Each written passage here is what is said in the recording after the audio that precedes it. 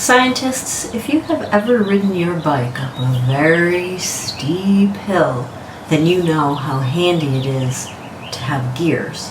So today we're going to learn how to make our own gears and assemble a gear train so we can explore how gears work.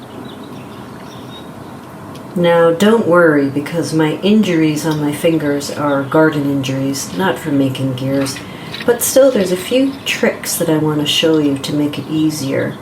Since we do not have these plastic gear sets, we're going to make our own out of cardboard, preferably thick corrugated cardboard. Alright, let's begin. When you use the template to cut out the gears, you're going to end up with something like this. And I want to show you a few tricks to make the cutting out a little bit easier. So scientists, I don't have a printer at home. So what I did was I pulled up the template on my computer, and then actually I turned my screen upside down and put the paper right on the screen to trace the two gears. Let me show you how that works. You can see that I laid the paper right down on my screen, and I didn't use the black marker. At first I just used a pencil to trace it, and then I went over it again with a black marker. Once you have the gear shape traced out on your piece of paper, I want to show you a trick that I think makes it easier. You don't have to do it this way, but I really do think it helps make the cutting go a little bit faster.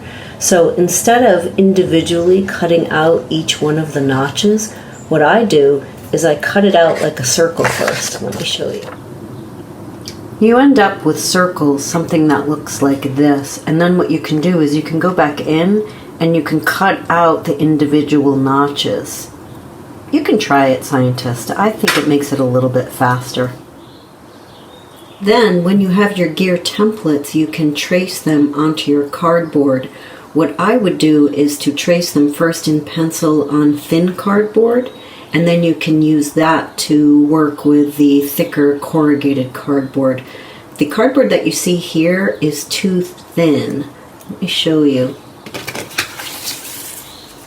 Okay, that isn't going to work because it doesn't have enough thickness for the gears to interconnect. Well, the teeth on the gears to interconnect.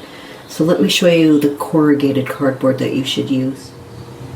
You want the teeth on your gears to interconnect, so that's why we have to use a thicker cardboard so that the teeth of the gears can mesh, can interconnect and come together, which is what will drive the motion. This is corrugated cardboard. You can see right here, that's how you know it's corrugated. It's going to be a little trickier to cut this, but I know you can do it. Once you have your gears cut out of the corrugated cardboard, I'm only showing two here, but I think it would be great if you had two small and two large gears. And also remember, these are just the thin cardboard. I want you to definitely make them thicker than this, and I will show you why in a second.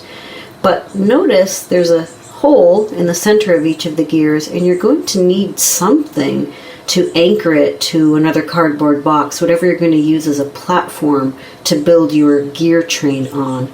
Now, I used something called an orange wood stick, and I just broke it in half and poked it through. But you can use a paper clip. You would have to straighten that out, and you could also use a push pin if you have one. You could probably even use a pencil if you have to. So there's a variety of things that will work as long as you have something that will go through the center of the gear and anchor it to the surface below. So let me show that part to you. See, scientists, you can use all kinds of things. I'm just going to use an old cereal box, and you can see that there's already two holes poked in it. Don't just poke random holes. Let me show you how you have to line them up and assemble them before you attach them to your base, okay? So, you know, anything that's going to be like a platform will help the gears to spin on the gear train.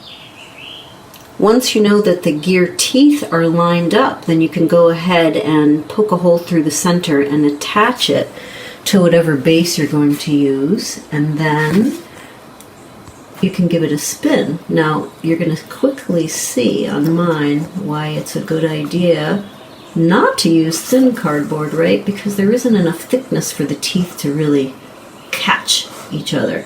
So this is a lesson of what not to use for cardboard. Remember, you're using corrugated cardboard so that you can get a good turn on your gear. Now, scientists, I said 4, but honestly, you can use as many gears as you want for your gear train, okay? And if you want to color them in, you can color them in. Remember, yours are going to be out of corrugated cardboard so that they will mesh and push against each other. And have fun exploring how gears work. Try to see if you can get all kinds of arrangements with smaller and larger gears. Good luck, scientists! Okay, scientists, thanks for watching. Did you enjoy that lesson? Subscribe below to see more fun science videos. You can also become a member of PS Science on Patreon to support what we're doing. See you next time!